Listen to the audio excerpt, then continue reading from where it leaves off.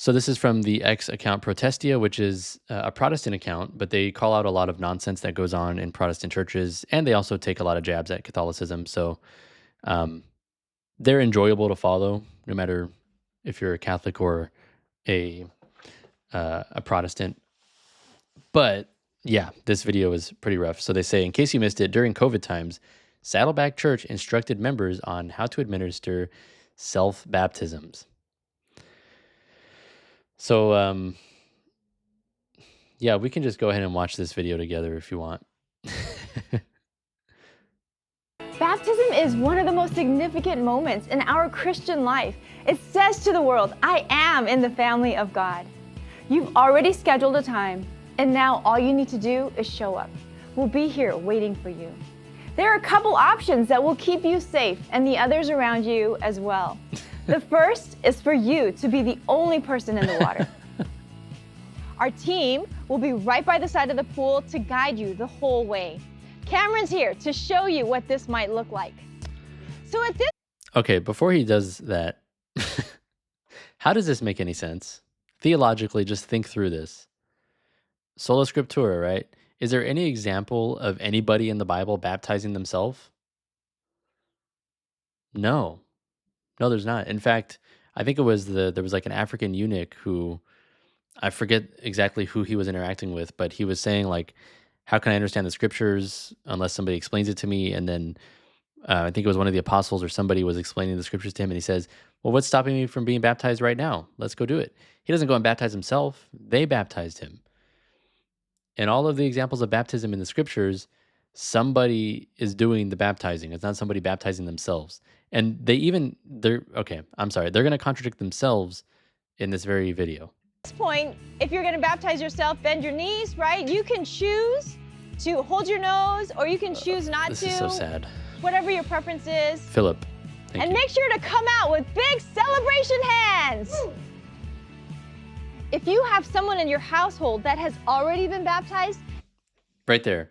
If you have somebody in your household who has already been baptized, okay, why would it matter if they were baptized? If I can baptize myself and I'm not baptized before I baptize myself, then why would somebody from my household have to be baptized in order for them to baptize me? This makes no sense. This makes no sense. Yeah, I think Luther, Calvin, and other reformers seeing modern non-denominational evangelicals, Luther would, I'm not saying this is good, but Luther would probably have recourse to violence in response to some of this. The pastor at my wife's church had to tell his congregation not to be getting baptized every other month. Why not? It doesn't do anything, right? According to your theology. Maybe I just need to take a bath. I wonder if self-circumcision was a thing back in the day. I wonder. Luther was a terrible man. I'm sorry, it's just the truth. In a lot of ways, yes. But the point is, he is basically the person that started the Protestant Reformation, and Protestantism today looks nothing like what he believed, which should concern Protestants, in my opinion. All right, let's watch the rest of this. They can come and join you in the water. As we see here, Cameron brought his wife Hannah to show you what this might look like. So Hannah, have you ever done this before? No, I haven't. Okay, so Cameron, you can cross your hands in front of you, right? Make sure you put your hands on where his watch is. Hannah, good. And then stand sort of behind him. So you ready? So you help him gently go backwards, all the way down, push him all the way down, and come up. Again, we'll be there for you the whole way. I hope that answers some of your questions, and if not, email us. We want this to be a great experience for you, so please let us know. That's it. We can't wait to see you and celebrate this special moment with you.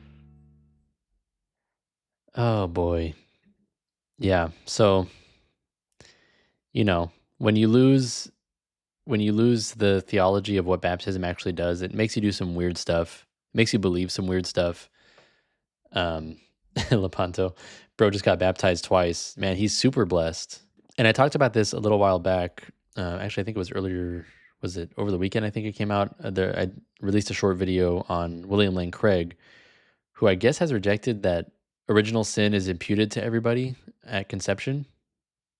He's rejected that uh, because he says, how could you apply the salvation to people like infants or the mentally disabled? How could you apply salvation to them if they can't profess faith, if they can't intellectually agree to what the scriptures teach? Um, and he would have to believe something like that because he doesn't believe that baptism does anything. He doesn't believe that baptism is the means by which we are adopted into God's family and saved from destruction.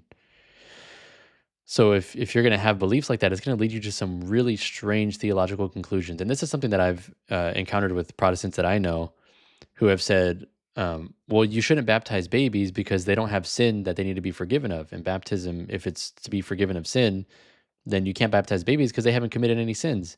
But that would be rejecting the idea that original sin is imputed to all of us at conception. So again, when you reject these very core fundamental Christian beliefs, you start to become very strange on a lot of things. This is why councils found it necessary to dogmatically define that Mary is the mother of God, because otherwise your Christology is going to be whack. If you think, no, Mary's not the mother of God, she's the mother of Jesus's human nature, and his human nature is separate from his divine nature. And, so she only gave birth to one of his natures. You get into all of this weird stuff, all from just denying one simple claim. And that's why I think it's very important that these things are defined dogmatically by the church. And that's why they do that. Protestantism does have that Jenga problem. That is a good way to put it. Lots of Nestorian evangelicals nowadays. The bad part is they don't even know they are Nestorian. Yeah. I've talked to people who nearly called me a heretic for calling Mary the mother of God. Yeah. Orthodox priests went to jail in other countries rather than use individual spoons for communion during COVID. And then we have this. How about we all be normal? That's pretty gangster. Nice. I've been hearing that the seal of confession is being threatened again in some state in the US. Oregon? Yeah, I guess it's Oregon. What do we expect? Colorado just outlawed it? I mean, dude, but just think, like, we're talking about how many people are going to convert because of the conclave. Oh, Washington State, Colorado's considering it. Imagine how many people would convert when you start seeing priests walking, doing a perp walk in cuffs, their mugshots coming out. People are going to be like, man, these Catholic priests are so gangster. Thanks for this. I've been feeling like I need a Catholic community, and just listening into a live feels like a blessing. God bless you, man. I'm glad. I'm really glad. Yeah, it's insane.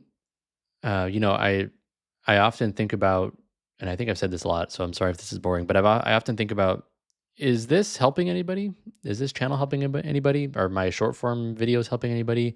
Or is this just noise that I'm putting out for my own ego? And I meet people in person and they're like, I've only been doing this a year, almost exactly a year. I think next month it'll be a year exactly. And I meet so many people who are like, your videos helped me convert. And I'm like, okay, wow, this is actually helping people. Praise God. God can use very blunt instruments, as I've heard it said.